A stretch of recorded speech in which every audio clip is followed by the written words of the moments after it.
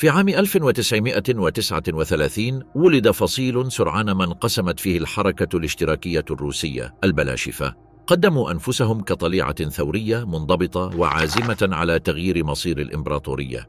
بعد سنوات وبعد أن تولت السلطة، أصبحت هذه المنظمة نفسها مسؤولة عن ملايين الوفيات التي لم تسجل قط في السجلات الرسمية. ما بدأ كنقاش أيديولوجي انتهى بعمليات تطهير ومجاعات قسرية ومعسكرات عمل.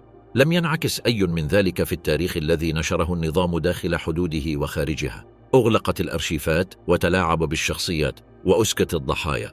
لم يحافظ على السلطة بالسلاح فحسب، بل أيضا بمحو أي أثر لما حدث. كيف انتهى الأمر بحزب ولد واعدا بالتحرير إلى بناء نظام إرهابي؟ لماذا كان من المهم جدا إخفاء كل أثر؟ The Iron Birth, the faction that changed Russia's destiny. At the beginning of the 20th century, the Russian Empire extended from Europe to the Pacific. More than 130 million inhabitants lived in unequal conditions. The great majority continued tied to the land with rudimentary cultivation methods, while the advances of peasant emancipation of 1861 had been insufficient to break the economic dependence on landowners. Rural poverty remained intact, and urban growth did not offer a stable alternative. In the main cities, industrialization advanced at an irregular pace. Moscow, St. Petersburg, and the Donbass region concentrated factory centers that grouped thousands of workers in overcrowded environments. Housing consisted of narrow rooms shared by several families without adequate ventilation or hygiene. Workdays extended more than 12 hours, and wages were reduced to the minimum necessary to subsist. Union protest was object of immediate repression by the Tsar's police. The regime of Nicholas II was sustained on autocratic power that did not admit institutional counterweights. The Okhrana, the secret police, infiltrated political organizations, controlled clandestine publications, and watched the population. The system reinforced policies of obligatory Russification and tolerated episodes of violence against minorities, like pogroms against Jewish communities. In that climate, opposition movements grew with diverse strategies. Populists resorted to individual violence against representatives of the state, while liberals sought constitutional limits to imperial power. Within this mosaic, Marxism attracted young intellectuals and urban workers who saw in it a coherent theory to explain exploitation and a program of social transformation. In 1898, the Russian Social Democratic Workers' Party was born of Marxist inspiration, with leaders obligated to act in clandestinity. The organization was structured in cells with coded communications and secret meetings.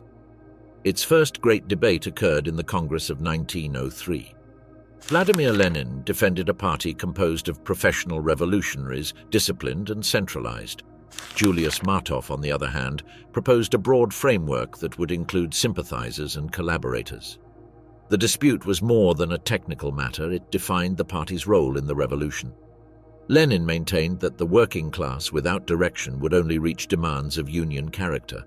A vanguard party, composed of experienced cadres, should guide the political struggle against autocracy and then against the bourgeoisie. Martov, following the example of German social democracy, trusted in a more gradual and democratic process. The vote initially gave advantage to Lenin, and the division between Bolsheviks majority and Mensheviks minority was established permanently. From that moment, the Bolsheviks functioned as an organized faction with their own networks of financing and propaganda. To sustain themselves, they resorted to expropriations, armed assaults against banks and convoys.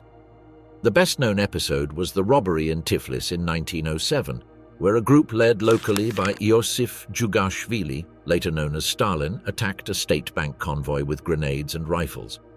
The loot obtained exceeded 300,000 rubles, but the action left dozens of dead and wounded, most civilians. The money proved difficult to use due to its tracking, which generated international incidents and criticism within the socialist movement itself. The party was questioned, but Lenin defended the necessity of financing the revolutionary cause under conditions of repression. Despite international isolation, the Bolsheviks maintained their independence and reinforced internal discipline. The revolution of 1905 gave them a first opportunity to intervene in a massive uprising.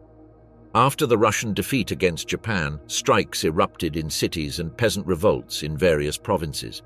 In St. Petersburg, the first Soviet was formed, a workers' council that operated as alternative power for several months. The Bolsheviks had limited presence against Mensheviks and socialist revolutionaries, but extracted important conclusions. Tsarist repression re-established order, although the monarch was obligated to create the Duma, a parliament with restricted attributions. Lenin interpreted the experience as proof that mass mobilization was possible, but only under the conduct of a highly organized and centralized party. During the following decade, the Bolshevik faction remained minority. Lenin operated from exile, mainly in Switzerland, and maintained contact with militants through clandestine publications like Pravda. The police continuously dismantled revolutionary networks in the interior, which obligated constant reorganization of structures. The outbreak of World War I in 1914 aggravated internal tensions. Russia joined the alliance with France and Great Britain, confronting Germany and Austria-Hungary. Millions of peasants were mobilized and sent to the front with insufficient equipment. Initial defeats in East Prussia and Galicia provoked demoralization in the troops. Railway transport collapsed, incapable of simultaneously supplying the army and civilian population. In cities, bread prices soared, wages remained stagnant, and inflation ruined the middle classes. International socialism also divided. European parties supported their governments, while Lenin defended transforming the imperialist war into civil war. The Bolsheviks openly opposed defense of Tsarism, which isolated them even within the Russian workers' movement itself. The Mensheviks, on the other hand, maintained intermediate positions, oscillating between defensive support and search for negotiated peace. The crisis intensified in February 1917. Strikes by textile women workers in Petrograd derived into massive demonstrations against food shortage. Soldiers refused to repress them and joined the protesters. In few days, imperial authority collapsed, and Nicholas II abdicated. A provisional government was established, directed by liberal figures, while the Petrograd Soviet recovered protagonism as organ of worker and military representation. This dual system generated constant instability. The provisional government lacked solid military support, while the Soviets accumulated influence without immediately aspiring to power. The Bolsheviks had at that moment scarce presence in both institutions. Lenin returned in April 1917 through a trip facilitated by Germany. From Finland Station, he proclaimed that all power should pass to the Soviets and that Russia should withdraw from the war. His April theses represented a strategic change. He proposed advancing directly towards socialism, rejecting any compromise with liberals and distributing landowners' land. He also proposed worker control of production and immediate exit from the war conflict. These slogans found echo among exhausted soldiers and needy peasants. During the following months, the Bolsheviks grew in influence, although July demonstrations were repressed and Lenin had to hide again.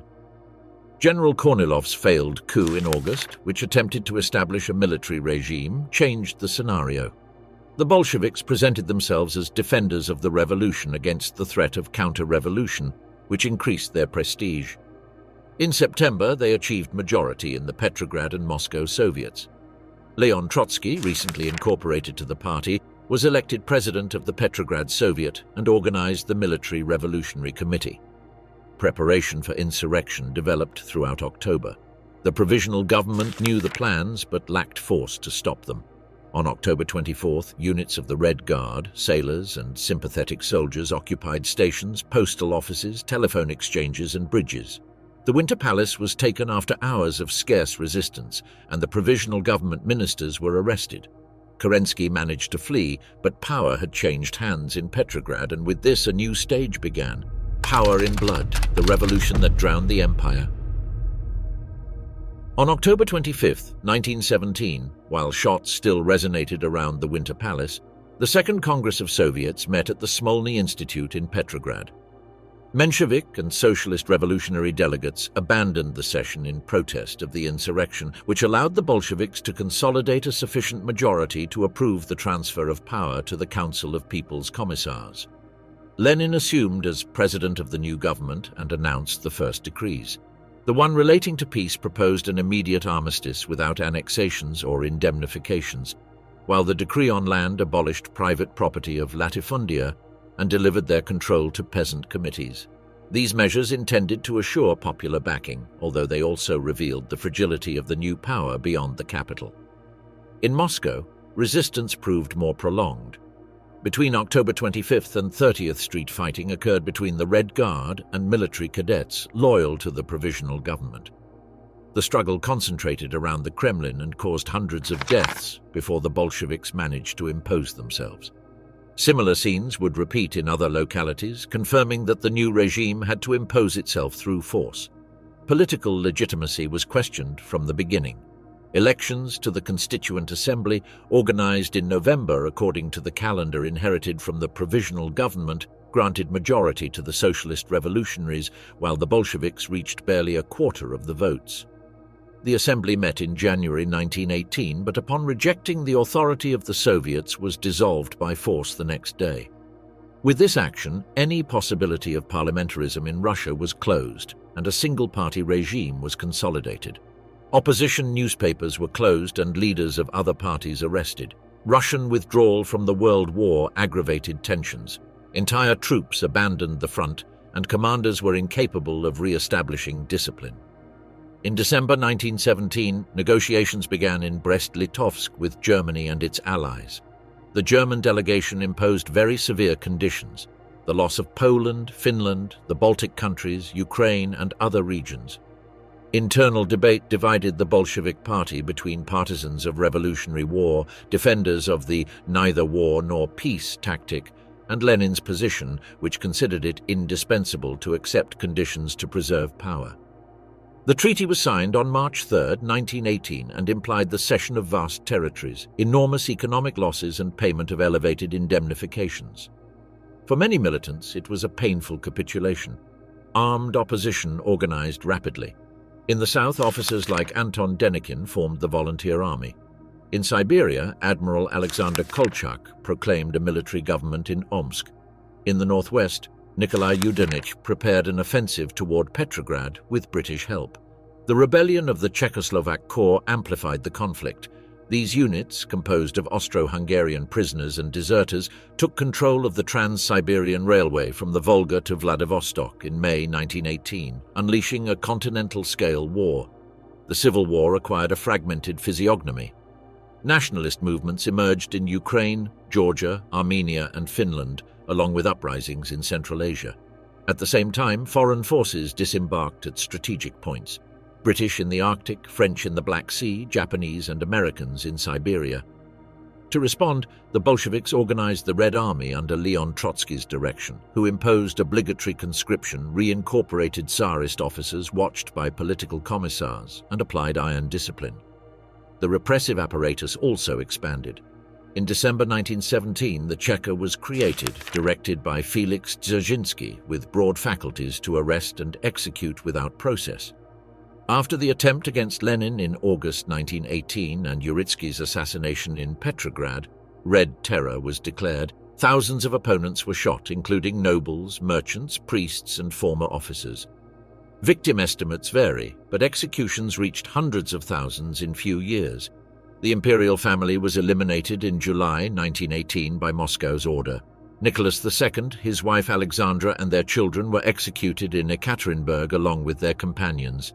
Bodies were hidden in improvised graves after being destroyed with fire and corrosive substances. The decision sought to prevent any attempt at monarchic restoration and reaffirmed the irreversibility of the new order. In the years of greatest intensity, between 1918 and 1920, Bolshevik power was limited to Central Russia. From there, the Red Army resisted simultaneous offensives and applied policies of economic control known as war communism. Industry was nationalized, private commerce prohibited, and agricultural production requisitioned through armed detachments. These measures provoked famines aggravated by the drought of 1920 and 1921. Peasant resistance was intense. In Tambov, Alexander Antonov headed a movement that controlled rural territories until 1921, repressed with methods like the use of chemical weapons and massive deportations. In Ukraine, Nestor Makhno organized an insurrectionary army of anarchist inspiration that fought against Germans, whites, and Bolsheviks, controlling ample zones until 1921. White offensives advanced with initial force. Denikin reached the vicinity of Moscow in 1919, but his army disintegrated for lack of cohesion. Kolchak dominated Siberia until his capture and execution in 1920.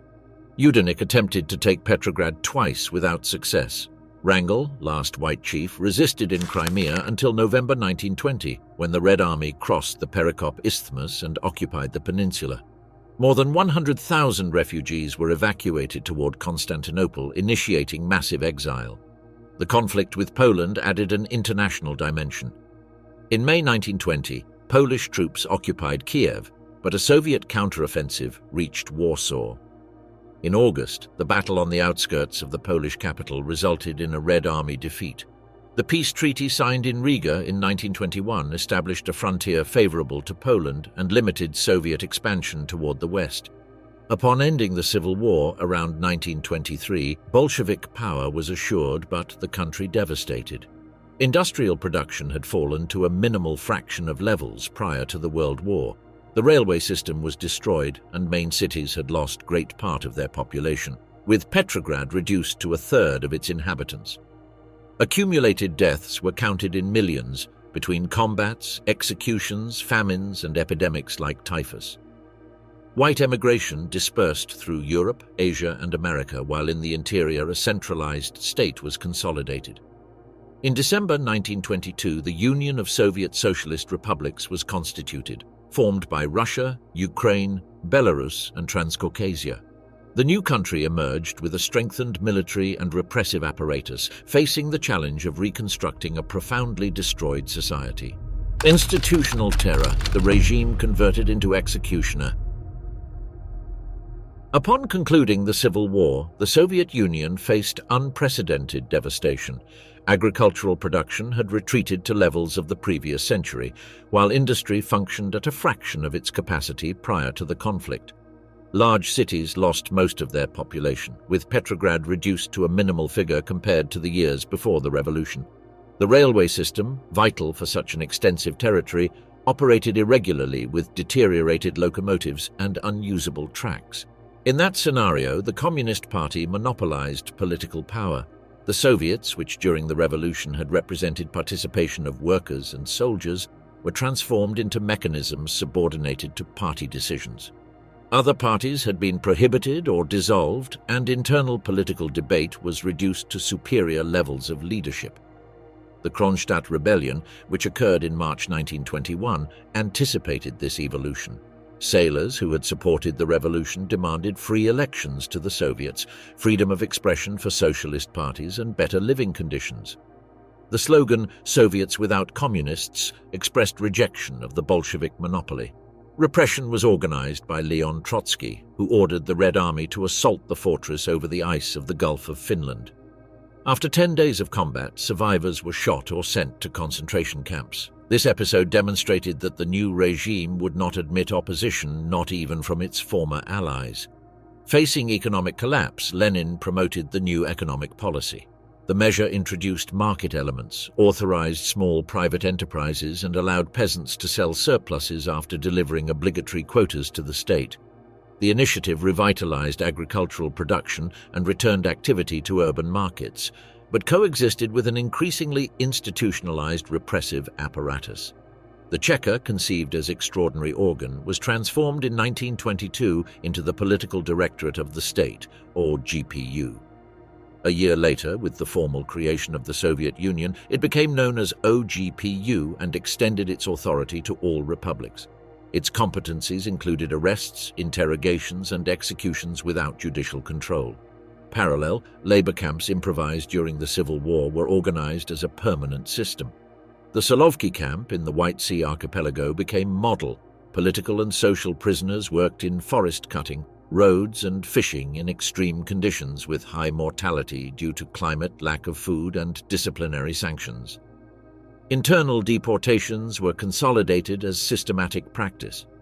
Persons considered politically suspicious were expelled from cities and sent to Siberia or Central Asia along with their families.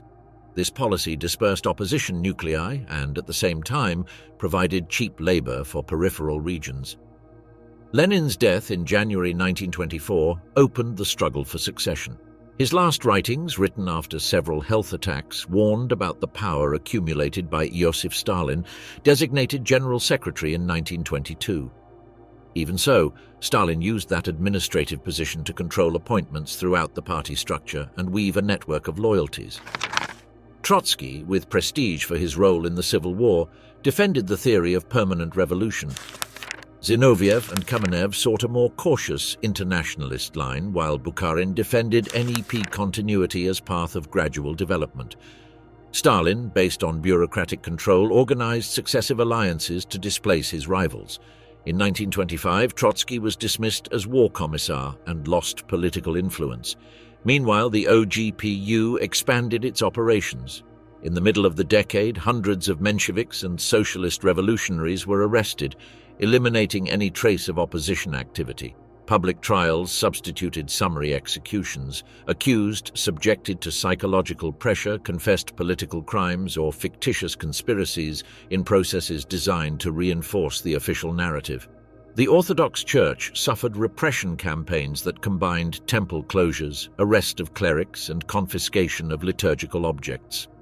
During the famine of 1921, the government justified seizure of ecclesiastical goods as emergency measure. Thousands of religious were deported to camps. Parallel, in 1922, a group of outstanding intellectuals was expelled from the country in the so-called philosophers' ships, which eliminated influential thinkers who did not adjust to Marxist orthodoxy. Censorship was formalized in all cultural spheres. Publication of books and newspapers required prior authorization. Libraries were purged and performing arts remained subjected to political criteria. Ideological control embraced from education to cinema, transforming culture into an instrument of propaganda. From 1926, Stalin turned against Zinoviev and Kamenev, who attempted to regroup with Trotsky in the so-called United Opposition. This current denounced party bureaucratization and proposed accelerating industrialization. Stalin responded, combining political marginalization and administrative pressure. His adversaries were expelled from the Central Committee, and Trotsky, deported in 1927 to Central Asia, was finally exiled in 1929. Zinoviev and Kamenev made public self-criticisms that allowed them to survive politically, although without real power. The regime developed new surveillance instruments. The internal passport system restricted population mobility and facilitated police control. Lists of socially dangerous elements included opponents, social outcasts, and persons accused of conduct considered unproductive. These categories allowed preventive arrests and deportations. A network of informants operated in factories, offices, universities, and neighborhoods, generating a climate of generalized distrust. Toward the end of the decade, the economy showed signs of recovery under NEP. Agricultural production had surpassed pre-war levels and industry approached figures comparable to 1913. However, coexistence of state and private sectors generated tensions. Stalin promoted a radical change, accelerated industrialization and agricultural collectivization, which meant NEP abandonment. In 1928, the offensive against Bukharin and his partisans began, accused of favoring capitalist restoration. That same year, the Shakti trial accused engineers of sabotage in complicity with foreign powers, anticipating the use of judicial processes as systematic tool of political and social control. Planned hunger, Ukraine condemned by decree. In December 1929, Stalin announced the elimination of kulaks as a class, coinciding with celebrations of his 50th birthday. With those words, forced collectivization of Soviet agriculture was initiated. The decision meant definitive abandonment of the new economic policy and triumph of a strategy that combined economic and political objectives. Guarantee urban supply at low prices. Finance accelerated industrialization through extraction of agricultural surpluses and eliminate prosperous peasants as social base of resistance. The term kulak, originally referring to rural moneylenders, acquired a flexible political sense. In practice, any peasant with more lands, animals, or tools than his neighbors could be classified within this category. The definition was extended to those who employed eventual workers, rented parcels, or opposed collectivization. This elasticity allowed adjusting repression to objectives fixed from Moscow. The dekolekization campaign was organized by the OGPU with military character. Peasants were divided into categories according to their supposed dangerousness. Those considered most hostile were sent to labor camps or executed, others were deported along with their families to remote regions, and a third group was resettled on marginal lands without right to their previous properties. Massive deportations began in January 1930 in the main cereal regions like Ukraine, the Kuban, the Volga, and western Siberia. Security detachments and party activists burst into villages at dawn. Families had few hours to collect basic belongings, while cattle, tools, and grain remained confiscated. Transported in freight trains toward Siberia, Kazakhstan, or the European North, deportees endured overcrowding, extreme cold, scarce food, and absence of sanitary conditions. Mortality during transfers was elevated, especially among elderly and children. Destinations consisted of improvised camps in uninhabited territories. There, deportees had to raise barracks, open lands, and produce food without adequate means. Survival depended on capacity to adapt to hostile environments and ingenuity to obtain tools and seeds. Peasant resistance was immediate. Millions of cattle heads were deliberately sacrificed to avoid their delivery to kolkhozes. In few years, livestock was reduced almost by half, with devastating consequences for food production. In numerous localities, disturbances erupted, sometimes armed, which were repressed with Red Army troops, executions, and massive deportations. The rural Orthodox Church played a central role in cultural opposition. Priests and parishioners denounced collectivization and called to maintain religious traditions. The response was a systematic repression campaign, closure and demolition of temples, confiscation of goods, and arrest of clerics. Throughout the decade, tens of thousands of churches were closed, drastically reducing religion's visible presence in the countryside. In Ukraine, collectivization adopted a particularly severe character. The region was the Soviet Union's main granary and, at the same time, maintained a cultural and political movement with autonomy aspirations. During the 1920s, Ukrainization policies had fomented use of Ukrainian language in education and administration, which Stalin interpreted as risk for state unity. In autumn 1930, grain requisition quotas in Ukraine exceeded by far real productive capacity. Local functionaries, pressured to fulfill goals, organized confiscation brigades that emptied granaries and requisitioned even seeds destined for sowing. Disorganization derived from forced collectivization, added to adverse climatic conditions, provoked production collapse. However, quotas were not reduced. In 1932, the so-called Law of the Spikes was approved, which punished with long prison sentences or death those who collected grain remains in fields. Parallel, internal borders were sealed. OGPU troops blocked routes and peasants remained trapped in their villages without access to food from other regions. During the winters of 1932 and 1933, famine reached extreme levels. Population resorted to tree bark, roots, and herbs as food substitutes. When those resources were exhausted, episodes of cannibalism appeared documented in secret reports of political police. These reports, known today through archives, prove that central authorities knew the scope of the catastrophe and, nevertheless, maintained requisition policies. Official press hid the crisis while the state continued exporting cereals to finance industrialization. Between 1932 and 1933, more than 1 million tons of grain were sold abroad. That quantity would have sufficed to feed millions of persons within the country. Famine struck forcefully in Ukraine, but also in Kazakhstan, where collectivization destroyed the nomadic way of life and provoked mortality of massive proportions. Regions like the Kuban and the Volga suffered equally significant human losses. In all these areas, political repression intensified. In Ukraine, intellectuals and local leaders were arrested under accusations of nationalism and sabotage, eliminating the generation formed during the previous decade. Demographic devastation was enormous. Entire villages remained depopulated with abandoned houses and improvised cemeteries. Traditional social structure of peasantry disappeared in few seasons. Toward the end of 1933, the government partially softened the harshest measures, reducing quotas and allowing certain food importation. However, damage was already done. Modern estimates place the number of dead at several millions throughout Soviet territory, with between 3 and 4 million in Ukraine alone. In 1934, collectivization was consolidated. more than 9/10 of peasant exploitations had been incorporated to kolkhozes or sovkhozes. Independent peasantry had ceased to exist, and the state directly controlled food production and distribution. Memory of famine was erased from public sphere through strict censorship, while propaganda presented collectivization as victory that modernized Soviet agriculture. Total purge, the Gulag as tomb of the Soviet people. On December 1, 1934, Sergei Kirov was assassinated at the Smolny Institute in Leningrad by Leonid Nikolaev. Kirov, party leader in the city and Politburo member, fell dead instantly. Although the attacker was detained immediately, circumstances of the crime were never clarified. Kirov's popularity, especially after the party congress held at the beginning of that same year, had generated rumors about his possible future as alternative to Stalin. Stalin's reaction was immediate. That same night, a decree was approved that established exceptional procedures for terrorism cases: rapid investigations, absence of judicial defense, prohibition of appeals, and immediate execution of sentences.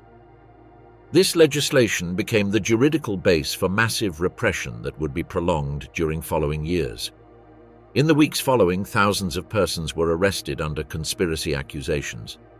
Detentions reached marginalized political opponents, suspicious intellectuals, and relatives of those implicated.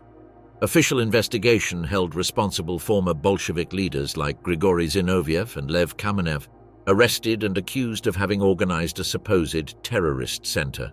The NKVD, which had replaced the OGPU in 1934, employed interrogation methods that included sleep deprivation, threats to relatives, and psychological pressure to obtain confessions. In August 1936, the first great public trial took place. Zinoviev, Kamenev, and 14 other accused confessed to belonging to a conspiracy directed from abroad to assassinate Stalin and other leaders. Sessions were transmitted by radio and published in press. All were condemned and executed immediately, establishing a model that converted political opposition into criminal offense of international character. In January 1937, a second trial was held against Karl Radek, Georgy Pyatakov, and 15 other accused. They were attributed acts of industrial sabotage, espionage for Germany and Japan, and plans of territorial dismemberment. Pyatakov confessed to having traveled secretly to Oslo to receive instructions from Trotsky, while Radek admitted contacts with foreign agents. 13 accused were executed, and others, like Radek, received prison, although Radek would die in captivity under unclear circumstances. Repression extended with Order No. 00447, signed in July 1937 by Nikolai Yezhov, NKVD chief. This disposition established arrest and execution quotas in each region. Initially, it was foreseen to detain more than 260,000 persons and execute 75,000, but figures increased repeatedly.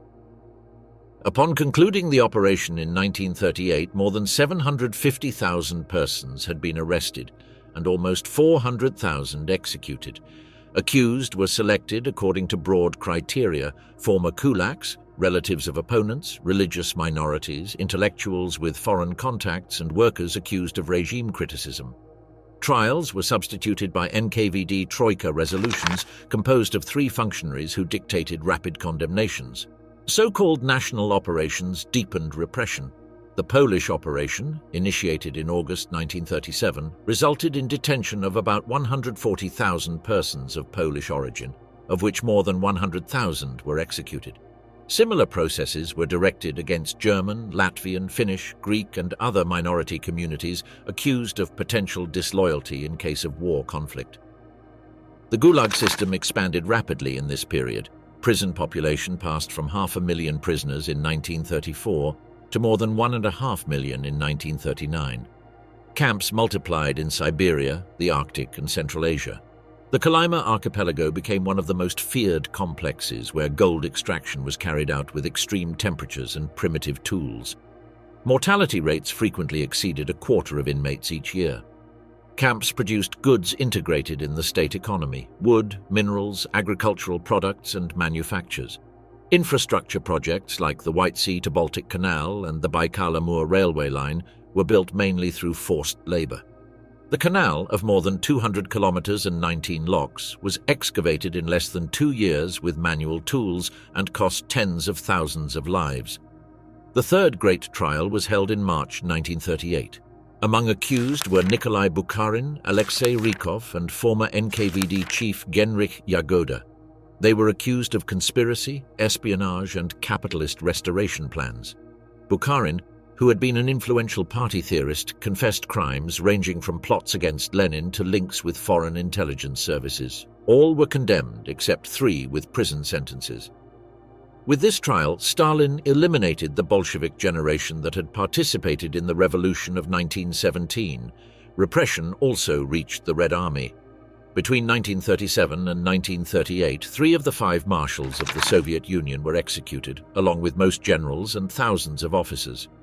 Marshal Mikhail Tukhachevsky was accused of conspiring with Germany and executed after summary process. Military purge gravely weakened armed forces on the eve of World War. The period known as Yezhovshchina, for the name of its main responsible, was prolonged until the end of 1938. Under Yezhov, the NKVD operated as repression machinery that applied repressive production quotas. In December of that year, Stalin substituted him with Lavrenti Beria, justifying the change in supposed excesses. Yezhov was arrested shortly after and executed in 1940, closing a cycle that left Stalin as sole political beneficiary. Soviet society remained profoundly transformed. Entire families were disintegrated, with fathers executed, mothers deported, and children sent to state orphanages. Denunciations became daily practice. Citizens denounced neighbors and work companions to demonstrate loyalty or resolve personal disputes. Fear penetrated daily life as mechanism of social control. Upon concluding the Great Purge in 1939, Stalin had eliminated all real or potential opposition. Party, army, and state administration found themselves absolutely subordinated to his authority. The Soviet Union entered the antechamber of World War with a consolidated repression apparatus, indisputed leadership, and society subjected to terror control. The Dark Pact, invasion disguised as liberation. On August 23, 1939, Vyacheslav Molotov and Joachim von Ribbentrop signed in Moscow a non-aggression treaty between the Soviet Union and Nazi Germany. The agreement surprised international public opinion, which had expected an alliance between the USSR and Western democracies. A secret protocol annexed to the treaty defined spheres of influence. Poland would be divided, Baltic states would remain under Soviet control, and Finland, along with Bessarabia, would be incorporated to Moscow's orbit. On September 1st, German forces invaded Poland from the west. On the 17th of that same month, the Red Army crossed the eastern frontier. Although the official Soviet version presented the operation as protective action, the real objective was annexation. German and Soviet troops organized a joint parade in Brest-Litovsk, confirming military collaboration between both regimes. Soviet occupation of eastern Polish territories implied a process of forced Sovietization. Thousands of functionaries, officers, intellectuals, and businessmen were arrested. Between September 1939 and June 1941, around 320,000 persons were deported towards Siberia, Central Asia, and the European North in 4 successive waves. Families were loaded in freight trains under conditions of overcrowding and extreme cold, which provoked elevated mortality. In March 1940, the Politburo approved Lavrenti Beria's proposal to execute thousands of Polish prisoners considered irrecoverable. Between April and May, more than 22,000 persons were shot in several places, including the Katyn forest. The operation sought to eliminate Poland's military and professional elites. Bodies were buried in common graves, and relatives received false information about fictitious transfers. In parallel, the USSR occupied the Baltic states. In October 1939, mutual assistance pacts were signed that allowed installation of Soviet bases. In June 1940, Red Army troops completed occupation and governments controlled from Moscow were established. Manipulated elections assured immediate incorporation to the Soviet Union. During the first year of dominion, thousands of persons were deported, and in June 1941, shortly before German invasion, some 60,000 more were sent to camps and remote settlements. In the same month of June 1940, the Soviet Union occupied Bessarabia and northern Bukovina, forcing Romania to cede them through ultimatum. These operations completed the first phase of territorial expansion agreed with Germany. With German invasion of June 1941, known as Operation Barbarossa, the Soviet government applied preventive deportations against national minorities. In August of that year, approximately 400,000 Volga Germans were deported to Siberia and Central Asia. Between 1943 and 1944, when the Red Army was recovering territories from the Caucasus and Crimea, entire communities were displaced. 500,000 Chechens and Ingush were deported in the operation called Lentil, while in May 1944 some 200,000 Crimean Tatars were sent to Central Asia. Operations developed with uniform procedures. NKVD troops surrounded villages, obligated population to concentrate in squares and transferred them in cattle trains toward uninhabited regions. Trips lasted weeks with lack of food, water, and sanitary conditions. In destination places, deportees were installed in arid or cold environments without infrastructure or assistance. Mortality during the first year reached between 1/4 and 2/5 of deportees. War also brought abuses committed by the Red Army itself in occupied territories. During 1945, when Soviet troops entered Germany, massive rapes against female population occurred. Later estimates place the number of victims in millions, including women of all ages. Abuses were accompanied in many cases by murders and rarely sanctioned by superior officers. Similar conduct, although of lesser scale, occurred in Poland, Hungary, Romania, and Czechoslovakia. In Poland, the relationship with local resistance was marked by distrust. During the Warsaw Uprising in August 1944, the Red Army remained on the eastern shore of the Vistula while Germans destroyed the city and annihilated insurgents. Subsequently, when Warsaw was occupied in January 1945, the NKVD arrested thousands of members of the Polish National Army and transferred their leaders to Moscow, where they were condemned in political processes. Second occupation of Baltic countries in 1944 and 1945 was accompanied by new deportations and repression against armed resistance of the so-called Forest Brothers. Entire villages were punished through collective deportations and public executions. Although guerrillas survived until the beginning of the 1950s, Soviet control was consolidated through repression, combined with economic measures that sought to neutralize local support. Upon ending the war in May 1945, the Soviet Union had expanded its western frontiers and established satellite governments in Eastern Europe. However, this power expansion was built upon massive deportations, political executions, systematic repression, and abuses against civilian population of occupied territories. Armored silence, the lie that buried the victims. Victory over Nazi Germany in May 1945 elevated the Soviet Union's international prestige to an unprecedented level. Official narrative attributed to the USSR the decisive role in fascism's defeat, pointing to a human cost of 27 million dead and devastation of great part of its European territory. This sacrifice became the base of regime legitimacy in the post-war. Stalin used victory as justification to intensify internal control. Destruction caused by war was presented as motive to maintain strict social discipline and permanent resource mobilization. External threat, now embodied in Western powers, served to reinforce the idea of constant vigilance against supposed internal enemies linked to imperialism. Reconstruction was carried out through centralized planning and forced labor. The Gulag system continued functioning with hundreds of thousands of prisoners, among them repatriated persons suspected of collaboration, inhabitants of occupied territories accused of treason, and members of minorities deported during war. Many Soviet soldiers captured by Germans were sent to camps upon their return under charges of cowardice or collaboration. In the first post-war years, repressive campaigns were launched against intellectuals and artists. Writers like Anna Akhmatova and Boris Pasternak were object of public attacks, while composers like Sergei Prokofiev and Dmitri Shostakovich had to make self-criticisms. At the end of the 1940s, Stalin directed his attention to Jewish intellectuals under accusation of cosmopolitanism and espionage, culminating in the so-called Doctors' Case in 1952. Only Stalin's death in March 1953 stopped that process.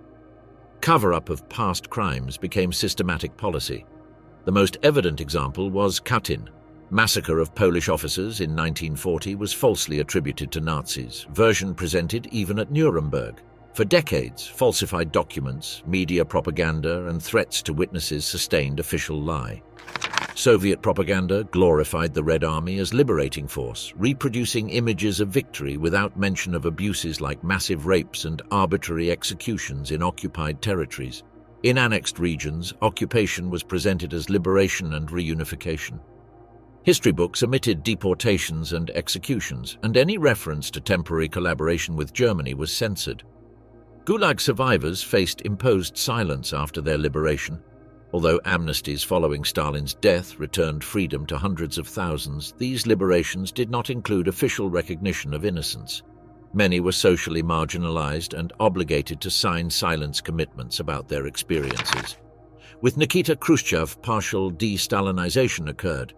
In 1956, his secret speech denounced Stalin's personality cult and some crimes of the Great Purge.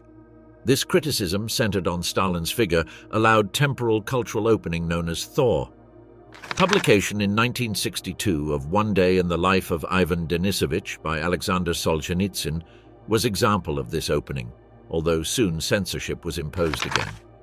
During Leonid Brezhnev's period, a stability policy was consolidated. Although massive purges ceased, dissident repression was maintained.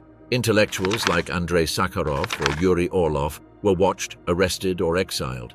Samizdat, clandestine network of typewritten publications, spread prohibited literature and abuse denunciations. Regime responded with prison or psychiatric internment, where invented diagnoses justified indefinite reclusion and harmful treatments. On the international plane, the USSR systematically denied its responsibility in episodes like Ukrainian famine of 1932 and 1933, officially attributed to droughts and peasant sabotage. Deportations of national minorities were presented as defensive measures during war. Western governments, despite having evidence, avoided confronting Moscow directly for geopolitical reasons. During Cold War, the question of Soviet crimes became a propagandistic weapon in the West, but lack of access to Soviet archives made verification difficult. Official disinformation maintained manipulated versions until Mikhail Gorbachev's arrival and his glasnost policy in 1985. Opening allowed critical publications and debates previously prohibited. In 1989, a Supreme Soviet Commission recognized Soviet responsibility in Katyn, and the following year, Gorbachev delivered documents confirming execution orders. After USSR dissolution in 1991, archives opened progressively and researchers confirmed magnitude of deportations, repressions, and executions. In newly independent republics, historical memory became base of national identities. Ukraine recognized Holodomor as genocide, while in Baltic countries, Soviet occupation was qualified as crime against humanity. In Russia, process was more contradictory. During the 90s, opening was promoted and millions of victims were rehabilitated. But since the beginning of the new century, a narrative was imposed that emphasizes Soviet achievements and minimizes crimes. Organizations like Memorial, founded to document and assist victims, faced growing restrictions. Historical education in contemporary Russia formally recognizes some excesses of Stalinist period, but frames them as necessary errors within modernization project. Thus, victory in World War II continues being the nucleus of national identity, while memory of victims remains relegated or silenced.